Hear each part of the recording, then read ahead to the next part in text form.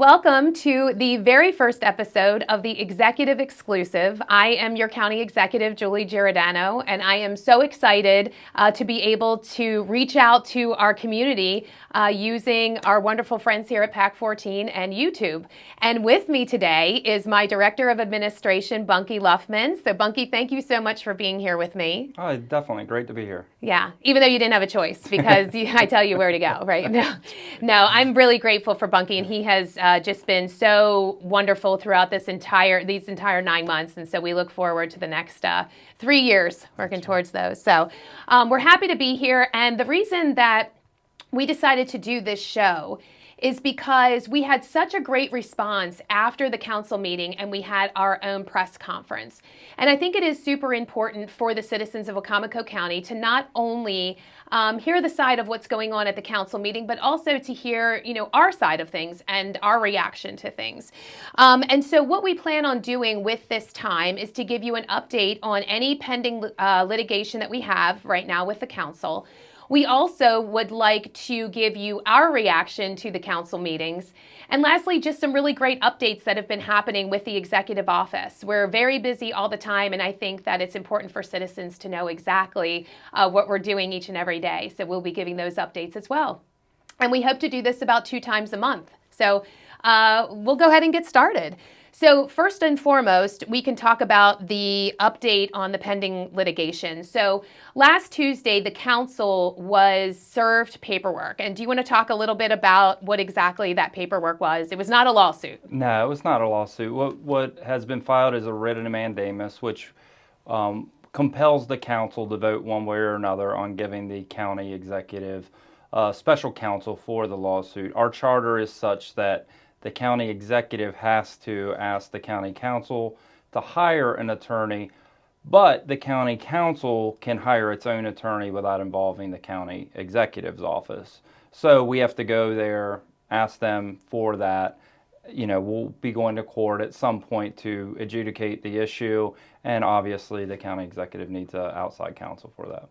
Right, exactly. And so I think there was some miscommunication there. I've seen it in some newspaper articles, and I've heard some scuttle talking about it. So the county council is not being sued right now.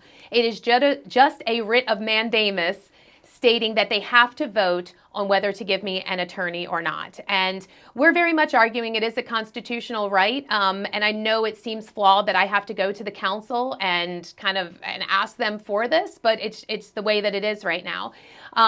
I think the council has also mentioned the fact that they feel comfortable with Paul Wilbur, but we also know that Paul is conflicted. And so Paul Wilbur is our county attorney, not the executive attorney.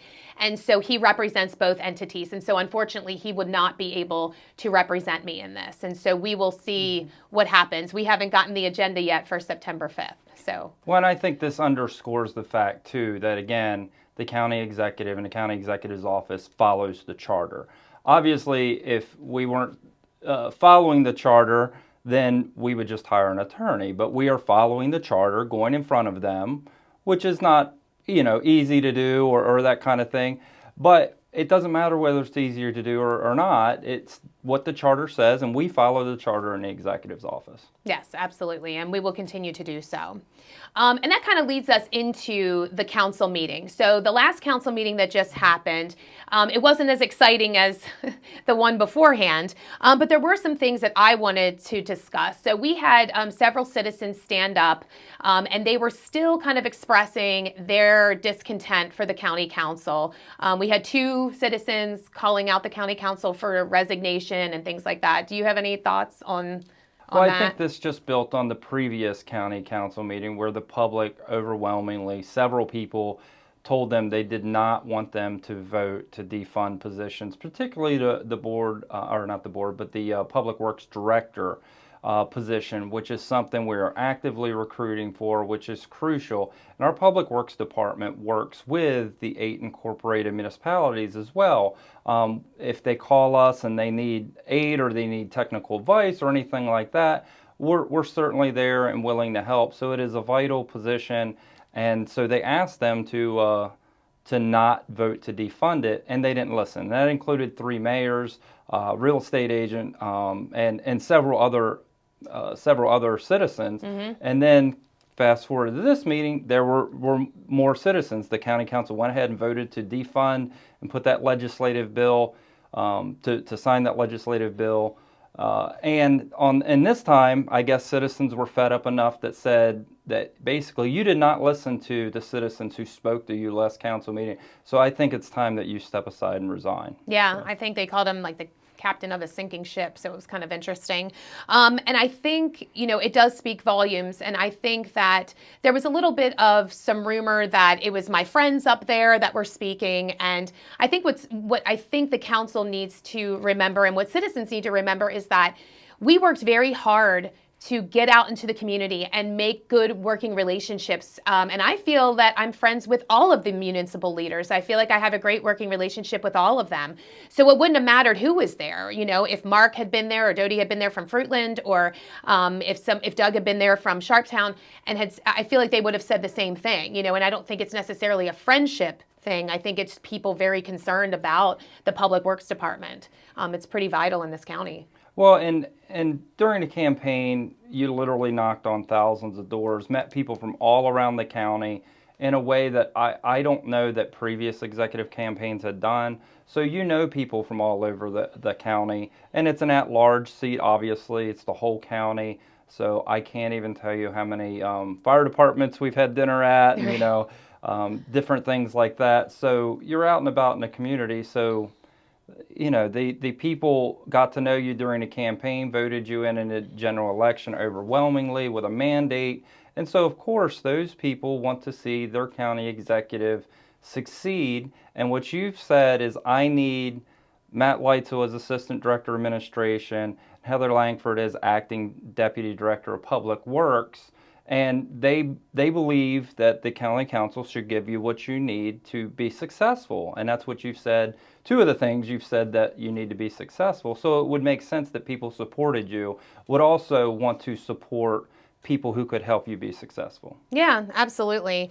And that kind of leads into one of the comments that sort of made me sort of shake my head. So we have a 5-2 majority Republican council, and it seems that they were getting a lot of love from the head of the Democratic club. So it was just kind of interesting seeing the politics sort of take a turn. I don't know if anybody from the Democratic club has ever really agreed with the 5-2 majority council, but, stranger things have happened, I guess. Well, the other thing on that is, when citizens call our office and say there's an issue, we have no idea what party that is. There was a pretty prominent Democrat who brought up an issue to us that we resolved, and they thanked us for it, and that's the way government should be. Absolutely. But it is, curious that the 5-2 majority is getting the love from the other side. Right. It is interesting. One thing I did want to talk about, though, that I thought, we're trying to keep this, I want to say as kosher as possible, but I found it very petty, and I hate that word, but removing Heather's name and amending these bills and removing her name. I think what's frustrating to me is that the county attorney has said over and over and over again, until there is some resolution in court, these two employees are valid. They are valid employees, and this is, an opinion of the county attorney. And so to sit here and do that, I felt was just unnecessary. And I don't know if you felt that way. Well, yeah, and I literally have brought with me both opinions. And if you would like a copy of these and you email the executive's office, they are public documents, so that we would have no issue in giving them. The county attorney, Paul Wilbur's, weighed in on both of the appointments that they are good. And the county council attorney, to my knowledge, has not put in any opinion in writing. We haven't read it, no. Nor has any attorney affiliated with the county council given us any opinion in writing. So the opinion of the county attorney literally is on our side. Yeah, it's really interesting. And so I think a lot of citizens think that somehow you and I have we're like having a temper tantrum and throwing a fit about this, and it's not. It's we got an opinion from the county attorney. We agree with the county attorney, and the council more so seems to be the ones that have gone rogue in this situation and decided not to listen to the county attorney. Yeah, and I think one of the disappointing things when the news media has covered this is, to me, the basis of where this litigation is right now is that the county executive is following the advice of the county attorney, who is the attorney not only for the executive but for the county council. We are following that advice. We did not go rogue. We're following the county attorney, by the way, that was confirmed by the county council, I believe, unanimously. Absolutely. And has served in multiple administrations. So a steady hand, someone who's been in local government for decades, wrote these opinions that we agree with. Now, obviously, other people are free to disagree with Mr. Wilbur's opinion, but that's what we're following, and he says we're following the charter the way he reads it. We read it the same way. And that's part of why we need to go to court, because, you know, the council disagrees with the county attorney. So let's have a judge make a determination. Yeah, absolutely. And you before had mentioned all the firehouses and things like that, and that kind of took us into the open work session. And I found it kind of interesting. So if you missed the council meeting, there was an open work session where we are discussing a potential property tax credit for our firemen. And I think this is actually a great thing, because I think this is something that the executive office and the council both agree on. I know when we were going to the different firehouses, James Wynn was with us, you know, side by side. And James, I think, out of all the council, not that they're not supportive, but James has been so adamant about the recruitment and retainment of firemen. We met with him earlier when he was talking about the fire camp, for the kids, and so he's being very, creative and proactive on ways to do that, and so I'm really appreciative of all his efforts. In this case, though, Councilman Baker, Vice President, came in and had C.K. Twilley, who is the head of our chiefs, come in and talk about it, and we were able to get Pam Moland, our Director of Finance, up there. And so I think this is a good thing. This is something in a direction that I think that it's positive. So yeah, and to her credit, so when the county council president put out the agenda, Pam was not on the agenda, who's Director of Finance, and obviously this would impact finance. So she, to her credit, asked us if she could make herself available, be in the room when they were discussing this, and of course we said yes.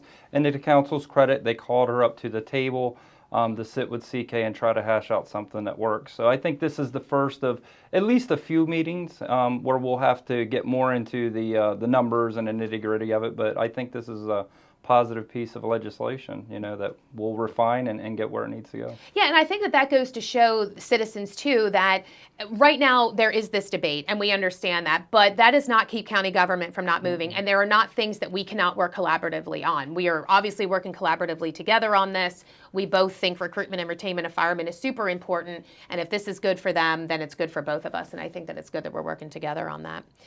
And then the last thing I wanted to talk about with the council meeting was the new legal counsel discussion for the county council.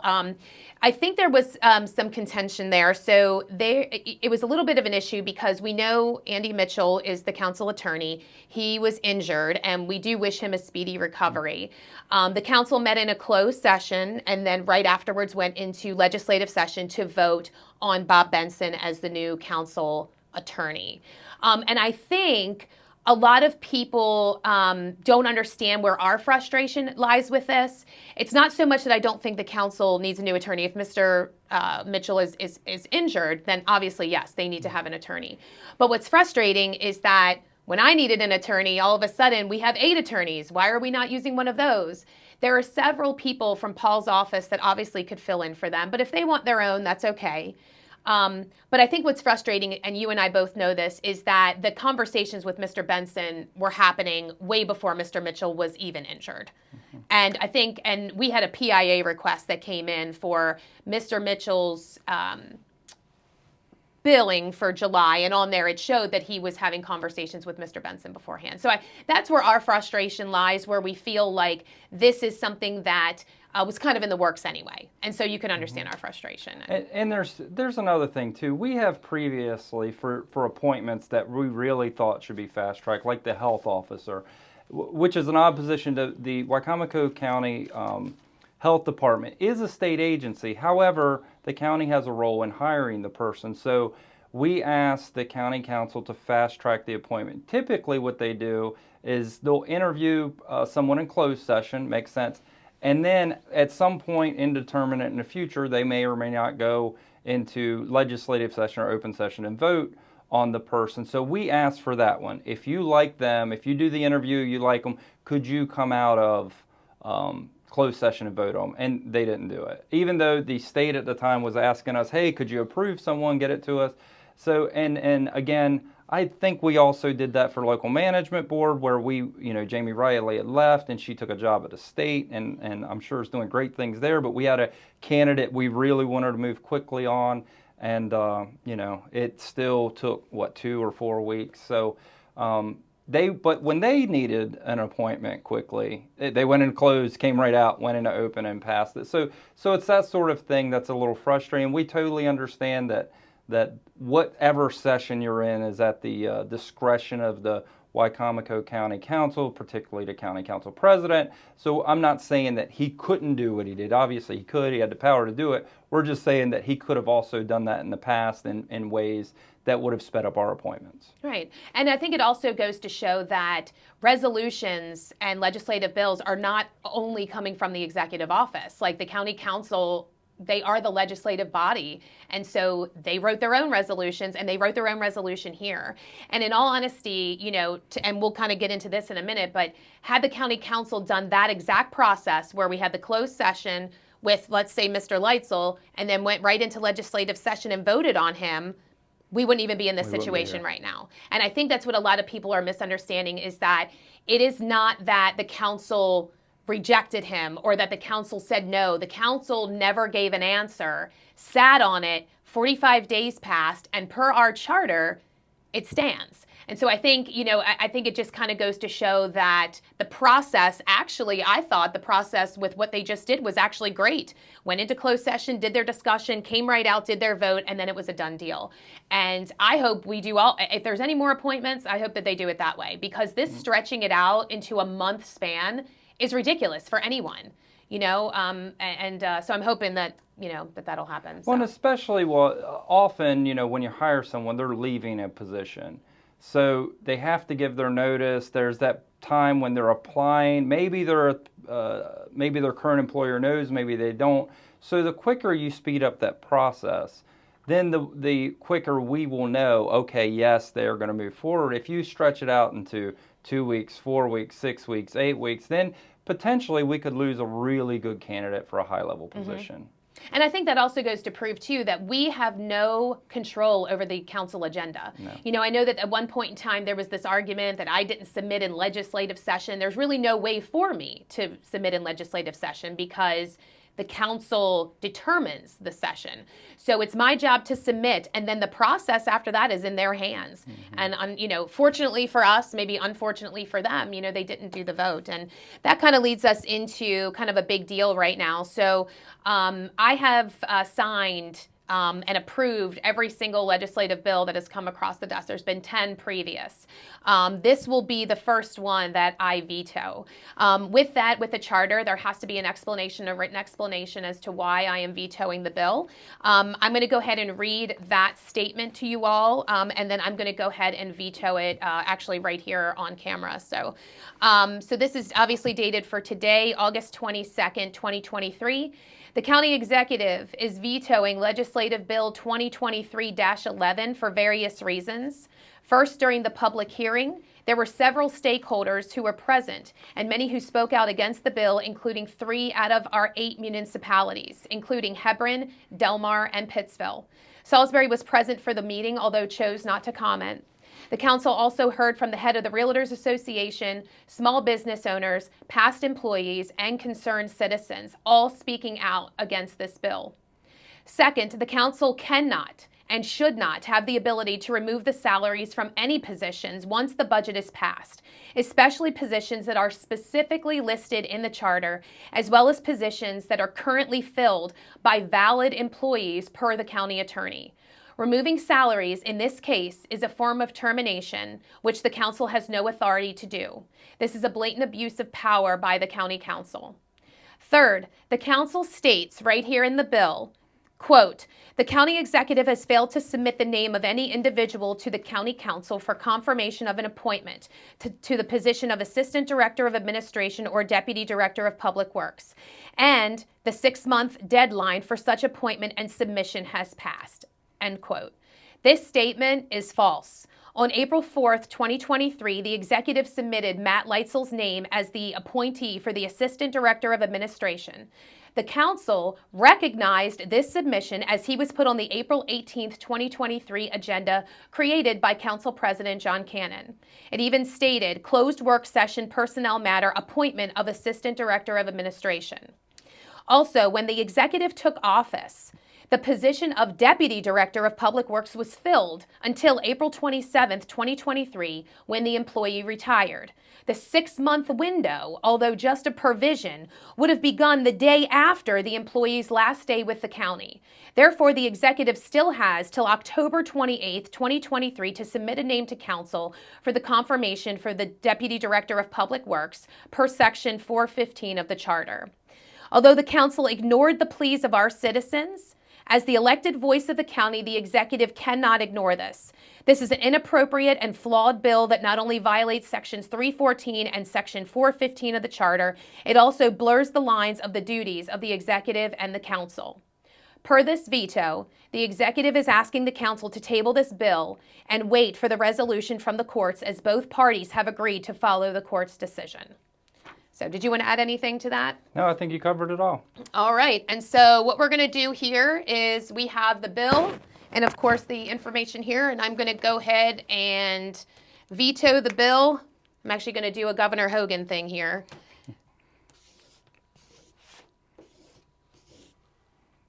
And I'll hold this up. So I don't know if you can see it from where you all are sitting or where I'm sitting here. I guess I can do it down here. I guess right here. So, and I will go ahead and sign this, but you can see that that bill, based on the explanations below, has been vetoed. And I'm going to go ahead, and if I can borrow your pen, I'm going to go ahead and sign it.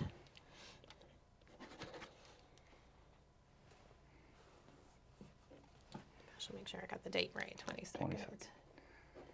22nd. Happy birthday to my wife. Oh, yes. Happy birthday, Connie. All right. So, after that, and I know that that is going to be, obviously probably made headline news, the fact that the bill has been vetoed. But that is the next step. And we had said that we were going to go ahead and veto the bill. So, but we are going to kind of wrap up because I know we're probably close to our time. But I do want to talk about MACo a little bit. So on the show, I would always like to do a recap section with this, and I think it's important for us to talk about MACo. So we were just in MACo for 3 days in Ocean City. You were actually in there 4. I was only there 3. And what did you think? What did you think? It was great. I'm a little unique because I've been going to MACo. I was there as a municipal official. I was there for Governor Hogan's office, and I was there at DNR working under a cabinet secretary. So this is my first time to being there as a county official, and honestly, I got more out of this MACo than I've gotten out of any of the others. Oh, well, that's great. Yeah, and we sat in a couple sessions, so there was a lot of networking going on. I know we had set up a lot of meetings. We sat in a meeting about cannabis, which was the zoning and some of the laws and answering those, questions that a lot of counties are asking right now. You sat in one in childcare. I didn't really sit in that one. So what were they talking about in that one? Well, that's the thing. With the blueprint coming, they're going to require schools to take in 4-year-olds, which is going to be really harmful to our in-home daycares unless they get a certificate to teach. And some of them, have been daycares for decades and are really pillars of our community. And some of them won't be interested in doing that. So it could be potentially really harmful in an area where, honestly, we don't have enough daycare providers already. So we're trying to figure out how to get more daycare providers in Wicomico County to help alleviate that, as well as see if there's some things that we can do to help with the certification. So yeah, I think that was a really great session. I know when I spoke to Councilman Wynn, he was in a couple for the fire departments, of course. They were, because this whole recruitment and retainment of firemen is a statewide issue. It's not just a Wicomico County issue. So I think they did a really great job at hitting on some really hot topics that I think are a lot of the counties are concerned with. So I felt it was very good. We met some really great people down there, and I feel like, I got to see the governor, and of course we chatted really quick about what's going on at our airport, and that can be in a whole nother session that we can talk about what's going on at our airport. So that was very exciting. So I'm happy. I thought MACo was great, and I look forward to the winter one. So that'll be really good. And one of the things MACo does is you get homework after MACo. So we met with literally, dozens of people. So now following up, I've been sending a lot of emails, making a lot of calls, setting up even more meetings with those folks. Some of it is trying to draw business here. Some of it is trying to follow up on issues. And one of the interesting things about Kerwin / the Blueprint with education is we went to a rural county breakfast that was or meeting that was just for this, and some people from bigger counties came. Yeah. And what we learned was it doesn't seem to matter the size of the county, doesn't matter. Some of the executives, of course, only 3 of the 9 executives are Republican, the 6 others are Democrat. It does not matter the political makeup of the county or the county council or the county executive. Everyone has concerns with this bill. They do. Across the board. And it's funding. The funding is it, like, how are we going to do this? How are we going to pay for it? And, we don't want to raise taxes here. That's definitely not something that we want in our administration. So, yeah, I think it was very interesting. That room was packed. I don't think that they were expecting that many people in that room. So, anyway, well, we're going to go ahead and wrap up. So in closing, I just want to say thank you so much for anybody who is watching right now. And I hope that you learned something, and I hope that you'll stay with us. I hope to do numerous episodes because I think it's important to keep you up to date. And as I said, these executive exclusives will always talk about the county updates of what's going on, the great things that are going on. We'll always give you the up-to-date information as to what's going on with the litigation and, and our reaction to the county council meeting, because I think it's important to know, from our perspective, what exactly is going on. So until next time, but I always want to end with a quote, and this is one of my favorite quotes. And so our quote for the day is by Thomas Jefferson. When the people fear the government, there is tyranny. And when the government fears the people, there is liberty. And we will see you next time on the next episode of the Executive Exclusive.